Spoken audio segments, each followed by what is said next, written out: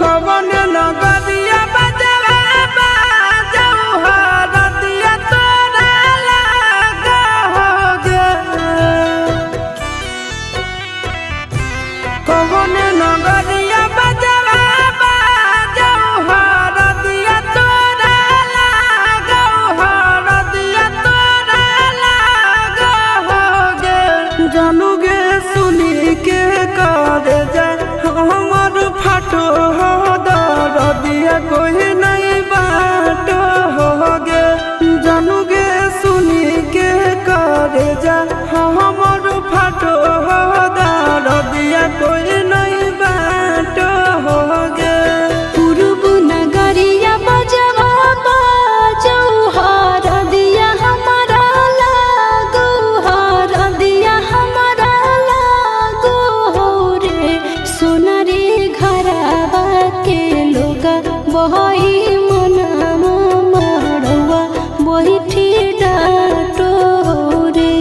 सोनारी घरवा के लोग बही मनामा मड़वा बही डाटो रे।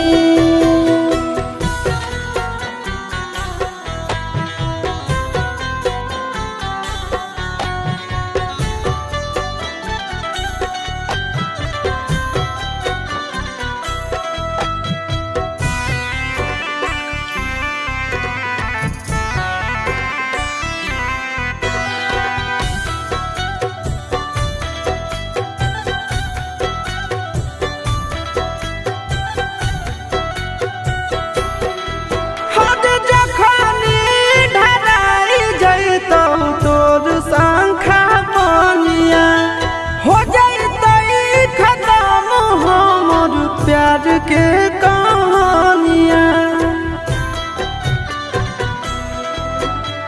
बुझे मजबूरी नहीं है हमर कसूर रे। इहे शायद होते भगवान के मंजूर रे। काठ के करे जावा बनाइले नी दया नहीं आवोगे। जानूगे सुनी के करे जा हमर फाटो दरदिया कोई नहीं बाटो होगे।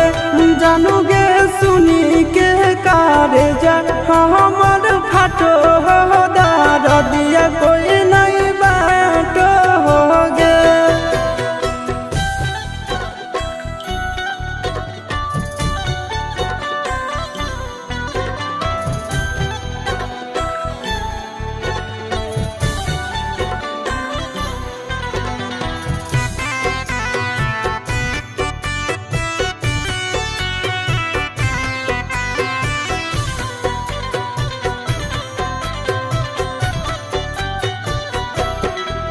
आगे तोरे नाम धड़को है दिल के धड़कनवा। मंगिया भरते चली जइबो सामसनवा। के कर दिए तो सही है किस्मत के खेला। भूल जाई है आशीष नंदन अमन बेला। तोरा बिना हमारो कुछ नहीं